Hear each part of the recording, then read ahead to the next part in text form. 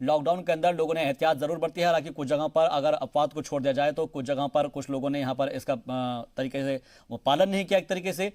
क्या लगता है कि आज का जो पहला दिन रहा है उससे लोगों को सबक भी मिला है, और जो चैलेंजेस सामने आए हैं उस चैलेंजेस को भी गवर्नमेंट की तरफ से देखा गया है कि आगे आने वाले वक्त में जो 20 दिन हैं उसमें क्या कुछ सबक लेने की जरूरत है? देखिए, आज पहला दिन था, लेकिन आज की जो तस्वीरें हैं, आज की जो रिपोर्ट्स हैं, वो इत्मीनान बख्श हैं।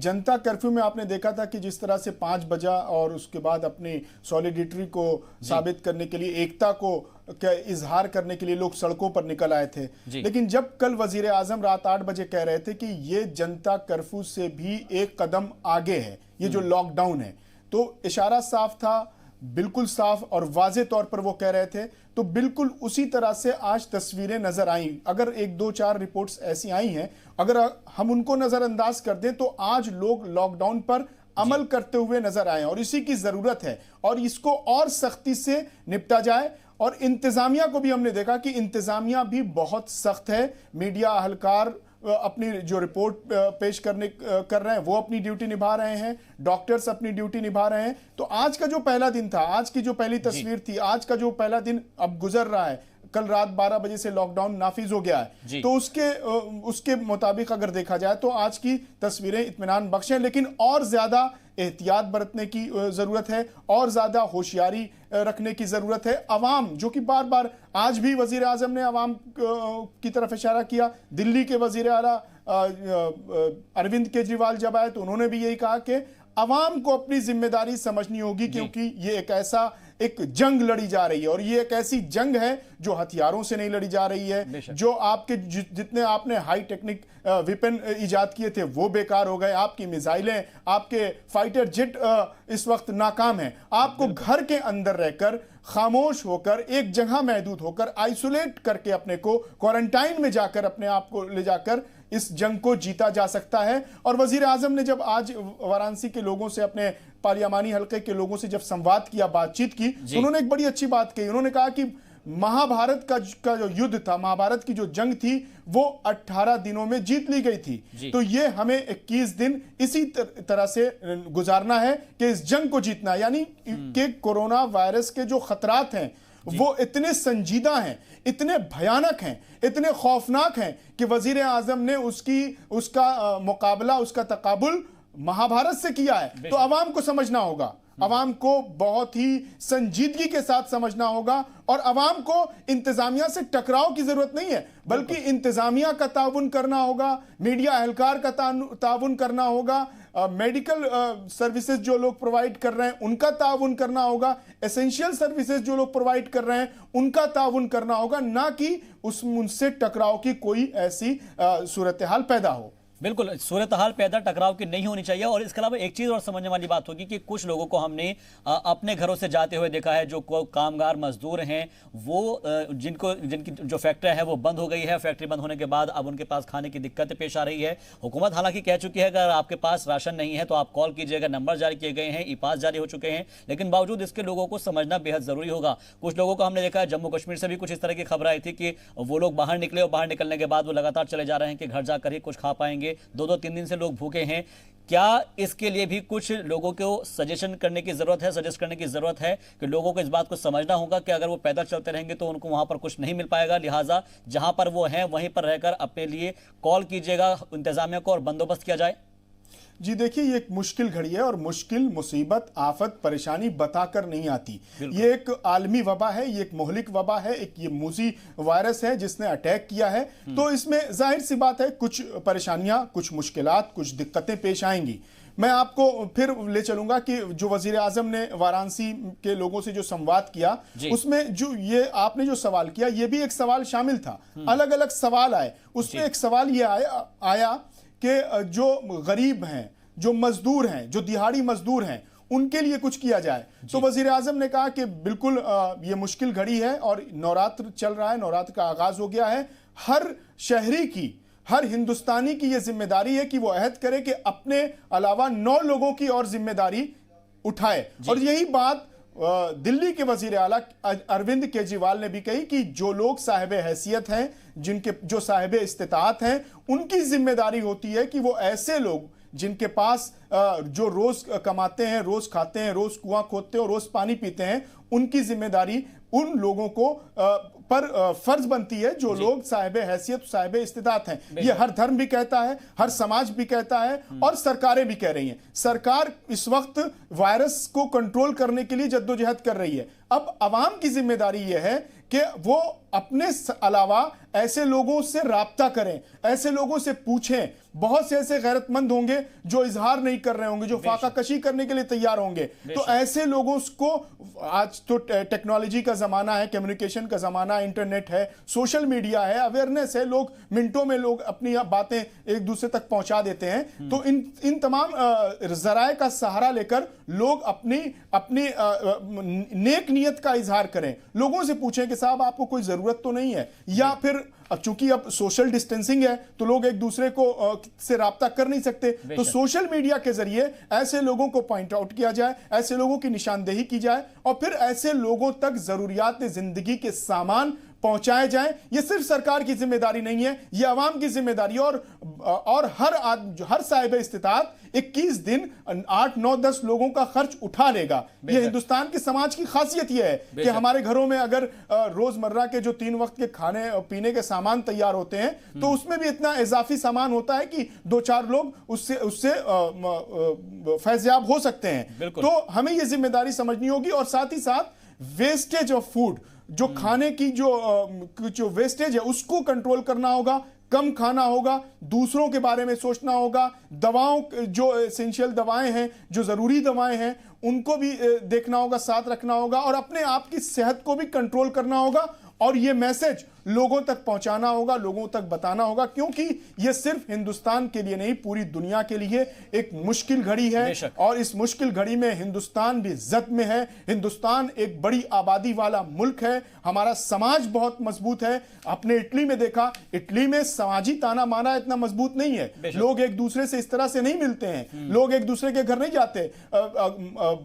बेटा भी अपने माँ बाप से मिलने हो सकता है हफ्तों तक नहीं जाता हो, लेकिन हिंदुस्तान का समाज ऐसा है कि वो अपने घर वालों से, अपने भाइयों से, अपने बहनों से, अपने अजीजों से, अपने अकरबा से, अपने दोस्तों से, अपने रिश्तेदारों से मिलता है, जुलता है। जब तक बात नहीं कर लेता उसको रात में नींद नहीं आती। तो ये समाज इस तरह से इसका ताना बाना है। तो इस समाज को देखते हुए हमें इसको दूर करना होगा, अपने को कैद करना होगा और लोगों की जरूरियात को समझना होगा, अपनी जिम्मेदारी को निभाना होगा। जैसा कि आपने सवाल किया था कि मजदूरों का, गरीबों का, तंगदस्तों का, मुफलिसों का, नादारों का इस मुश्किल घड़ी में ख्याल रखना हर साहिब इस्तिताअत का समाजी फरीजा है, मजहबी फरीजा है, मुल्की फरीजा है।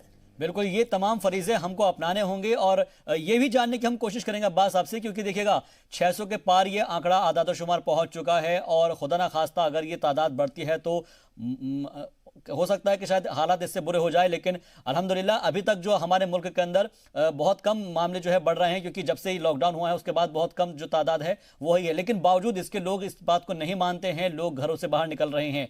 उनसे भी लगातार पुलिस की तरफ से पुलिस को भी एक्शन लेना पड़ रहा है। कुछ जगहों पर हमने देखा है कि उठक बैठक लगवाई जाती है, उनके ऊपर लाठियां बरसाई जाती है, लोगों को समझ नहीं आ रहा है। अब ऐसे में उन लोगों के लिए क्या पैगाम देने की जरूरत है? और दूसरा ये कि जो लोग अपने घरों से बाहर निकल रहे हैं तो उनको एक सोशल डिस्टेंस मेंटेन करने के लिए क्या क्या होना चाहिए? क्योंकि हुकूमत की जानिब से कहा गया है कि सब्जी पर कोई पाबंदी नहीं है, राशन पर कोई पाबंदी नहीं है, जो इसेंशियल चीज़ें हैं उस पर पाबंदी नहीं है, मेडिकल पर कोई पाबंदी नहीं है। बावजूद इसके लोग कुछ जगहों पर हमने देखा कि भीड़ लगाने की भी कोशिश करते नजर आए हैं। क्या इसके लिए भी कुछ ऐसे इकदाम उठाने चाहिए कि हुकूमत को कि इतने बजे से इतने बजे तक इस एरिया में इतने लोग इकट्ठा हो सकते हैं और एक सोशल डिस्टेंस बनाकर वहां पर सामान इकट्ठा कर सकते हैं, अपने राशन का सामान ले सकते हैं? क्या इस तरह का भी कुछ ऐलान किया जा सकता है?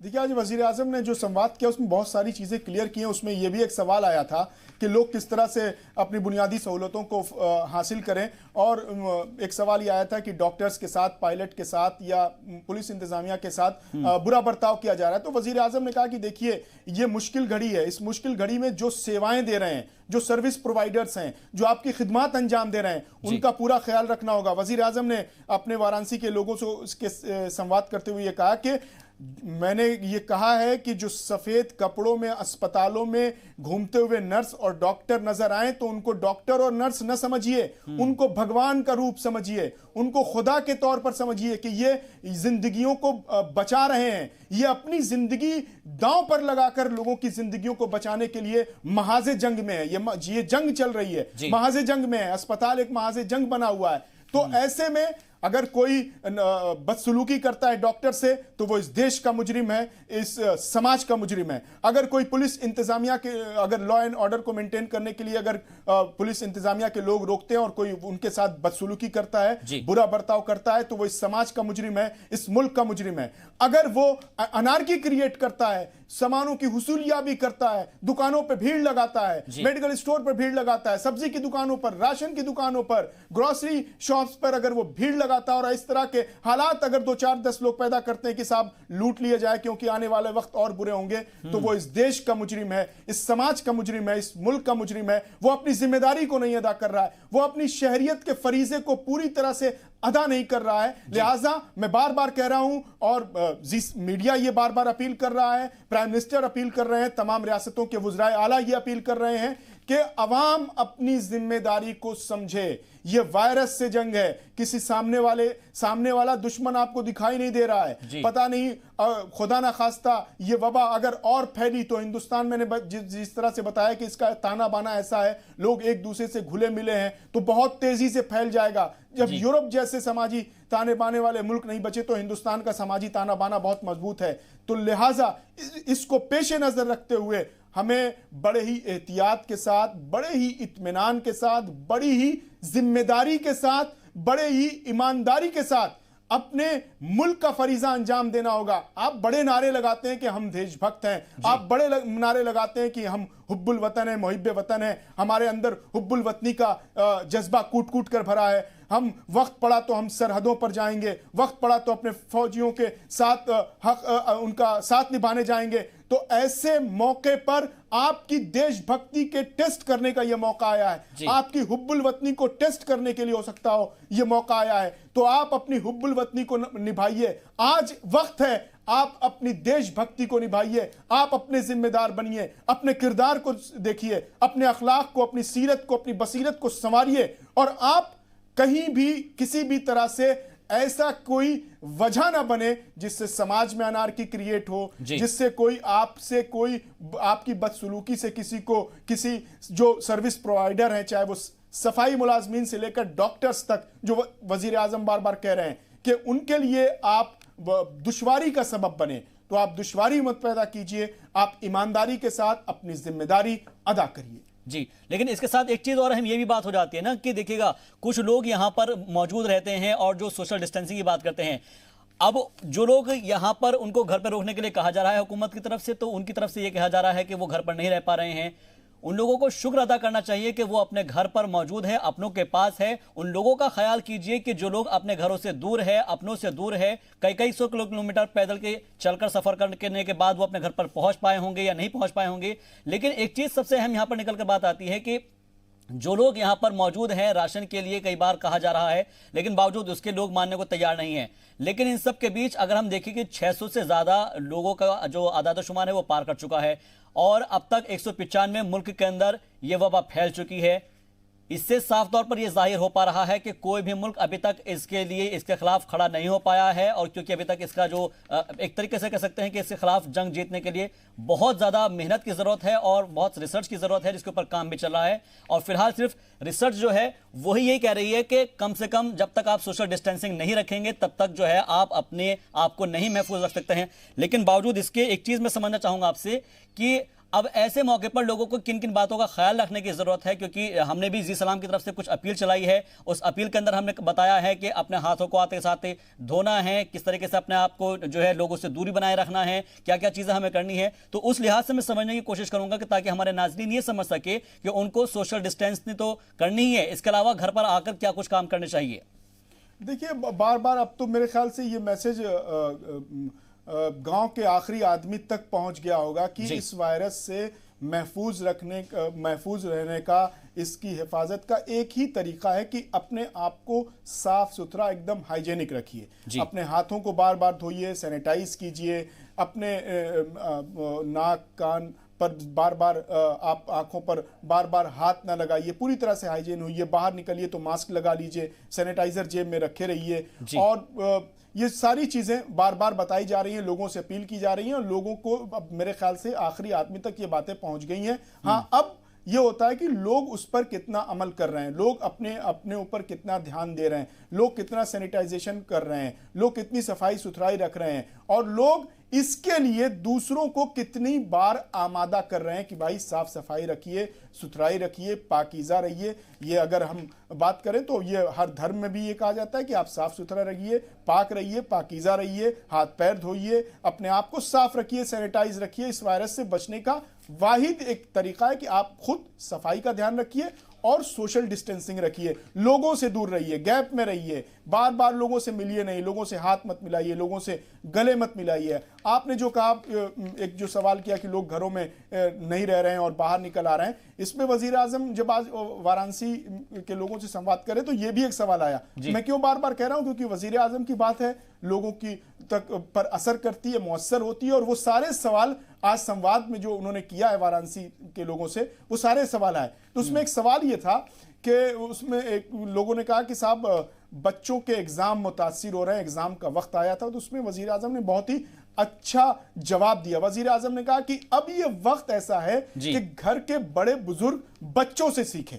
उन्होंने कहा कि स्वच्छता अभियान को कामयाब बनाया है मेरे देश के बच्चों और नौजवानों ने। ये जो वक्त मिला है, बच्चे और नौजवान अपने बुजुर्गों को, हो सकता है कि जब ये 21 दिन के बाद घर के बुजुर्ग, घर के सरपरस्त बच्चों से कुछ सीख कर निकलेंगे। तो जाहिर सी बात है, वजीर आजम के इस जवाब में बहुत कुछ छिपा है कि बड़े मान नहीं रहे हैं, बच्चे कानून पर अमल कर रहे हैं। इसका मतलब साफ है, नौजवान जो हैं वो कानून पर अमल कर रहे हैं। लेकिन अगर घर का मुखिया, घर का सरपरस्त, घर का जो कुनबा परवर है, वो अगर मान जाए, वो सख्त हो जाए और वो कहे कि भाई आपको इस पर, इन जो सरकार की जो हिदायतें हैं, जो कवानीन हैं, उस पर अमल करना होगा, उसकी पासदारी करनी होगी, क्योंकि ये मुश्किल घड़ी है, इसमें आप और कोई रास्ता नहीं है इस वायरस को शिकस्त देने का, इस आलमी वबा को हराने का। वाहिद जरिया यह है कि आप अपने आप को साफ रखिए, सैनिटाइज करिए, सैनिटाइजर का इस्तेमाल कीजिए, साबुन का इस्तेमाल कीजिए, बार बार हाथ धोइए, अब बार बार हाथ को अपने जिस्म के अलग अलग हिस्सों पर मत लगाइए, लोगों से मत मिलिए, लोगों से मुलाकातों का सिलसिला खत्म कीजिए, घरों में रहिए इन खाली वक्त में। उन्होंने ये भी कहा कि लोग और उन्होंने इस पर कहा भी कि बुजुर्ग और सोशल मीडिया पे ये सारी चीजें शेयर कर रहे हैं, लोग कर रहे हैं कि भाई आज मैं 3 दिन से घर पर हूं, आज मैंने बच्चों से ये सीखा, तो लोग शेयर कर रहे हैं। तो वजीर आजम ने कहा तो जरूरत इस बात की कि घर में रहकर कुछ नया सीख लीजिए, कुछ नया कर लीजिए, बच्चों से सीख लीजिए। जी, बहुत अच्छी आपने बात की और हमारे नाज़रीन को समझाई है। अब मैं इस जो डिबेट है उसके अगले मरहले पर आने चाहूँगा, क्योंकि अल्हम्दुलिल्लाह के हमारे मुल्क के अंदर सब चीज़ें जो है ठीक ठाक तरीके से हो रही है और इंशाल्लाह हम इसके ऊपर कामयाबी भी हासिल कर लेंगे, क्योंकि पूरा मुल्क एक साथ ताउन कर रहा है। और बस कोशिश थोड़े दिन करनी है, 20 दिन और बाकी रह जाएंगे, उसके बाद इंशाल्लाह अगर पॉजिटिव जो मामले हैं वो कम हो जाएंगे तो उसके बाद हो सकता है कि ये लॉकडाउन भी हट जाएगा। लेकिन एक चीज़, अब जब लॉकडाउन खत्म होने की बारी आएगी या फिर लॉकडाउन का जो धीरे धीरे वक्त पीछे होता चला जाएगा, उस लिहाज से आगे के जो चैलेंजेस हैं उनसे किस तरीके से निपटने की जरूरत है, क्योंकि कुछ जगहों पर जो अलग अलग तरीके के चैलेंजेस आएंगे, फिर चाहे वो जो यूनिट केयर्स होती हैं आईसीयू की, उसमें इजाफा करना जरूरी होगा। इसके साथ साथ जिन लोगों के जो जितने भी मरीज इसके अंदर आ रहे हैं, चाहे वो किसी तरीके पे आ रहे हैं, उनकी चेकअप करने के लिए भी अलग से यूनिट होनी चाहिए। तो और कौन कौन से ऐसे चैलेंजेस होंगे जो मुल्क के सामने आ सकते हैं? देखिए, वजीर आजम ने आज कहा है कि ये हिंदुस्तान है और हिंदुस्तान में महाभारत 18 दिन में फतह हो गई थी, महाभारत की जंग जीती गई थी। ये 21 दिन है और 21 दिन में तो मैं तो बहुत पुरुम्मीद हूँ, मैं बहुत पुरजोश हूँ और अपने हुकूमत पर, अपने जो तिब्बी इदारे हैं, जो मेडिकल इदारे हैं, उन पर मुझे पूरा भरोसा है कि हमारे जो मेडिकल के अहलकार हैं, डॉक्टर्स हैं, नर्स हैं, पैरा मेडिकल स्टाफ हैं, वो इस वबा पर, इस मूजी वायरस पर पूरी तरह से कंट्रोल कर लेंगे और लॉकडाउन के बाद हम बिल्कुल पूरी तरह से आजाद होंगे। ये मेरा मानना है, ये मेरा सोचना है कि उस तरह काफी हद तक हम अपने आप को और अपनी इसको कंट्रोल कर लेंगे। लेकिन हाँ, लॉकडाउन के बाद भी एहतियात बरतने की बहुत सख्त जरूरत है, क्योंकि ये वायरस है, कहां डेवलप हो जाए, कहां भी जिंदा पड़ा हो। तो लॉकडाउन के बाद भी बहुत एहतियात की जरूरत है। लॉकडाउन के बाद 21 दिन में आपकी जो आदत बन जाएगी, जो आपके आदत में शुमार हो जाएगा कि लोगों से दूर रहिए, हाथ को बार बार धोइए, सैनिटाइजेशन का ख्याल रखिए, सफाई का ख्याल रखिए, ज्यादा घरों से बाहर मत निकलिए, भीड़ में इकट्ठा मत होइए, तो ये 21 दिन में एक आदत बन जाएगी। तो ये आदत जाते जाते जाएगी। जब एक 20 दिन में एक लाइफस्टाइल सेट हो जाएगी, तो ये फौरन अचानक से ऐसा नहीं होगा कि लोग फिर भीड़ में इकट्ठा हो जाएंगे, जश्न मनाने लगेंगे। तो इसलिए ये आदत में शुमार हो जाएगा। तो ये आदत जाते जाते जाएगी। तो मेरे ख्याल से इंतजामिया की तरफ से, हुकूमत की तरफ से, मरकजी सरकार की तरफ से, रियासती सरकारों की तरफ से ये बार बार उसके लॉकडाउन के बाद कुछ गाइडलाइंस जारी की जाएंगी, कुछ हिदायतें जारी की जाएंगी, और उस हिदायतों पर भी अवाम, इस हिंदुस्तान के अवाम उसी तरह से अमल करेंगे जैसे अभी कर रहे हैं। अभी जो कर रहे हैं उसमें और भी ज्यादा अमल करने की बेहद सख्त जरूरत है। हम बार बार अपील कर रहे हैं कि हमें हिंदुस्तान को एक मिसाली कौम, एक मिसाली मुल्क, एक मिसाली अवाम बनकर दिखाना है, और हमको दुनिया को यह बताना है कि जिस वायरस से इटली, स्पेन और चाइना में कोहराम मच गया, हमने उस पर फतह हासिल की है, हमने उसको शिकस्त दी है। देशभक्ति के इजहार का इससे बड़ा मौका मुझे नहीं लगता कि कोई और बिल्कुल, हुब्बुल वतनी का इससे बड़ा कोई मौका नहीं है। अगर आप अपने आप को देशभक्त कहते हैं, हुब्बुल वतन कहते हैं, तो ये आपके लिए बेहद अच्छा मौका है। आप अपने घरों में रहिए, पूरे मुल्क के लिए ये काफी अच्छी बात होगी। और जितने भी नौजवान यहाँ पर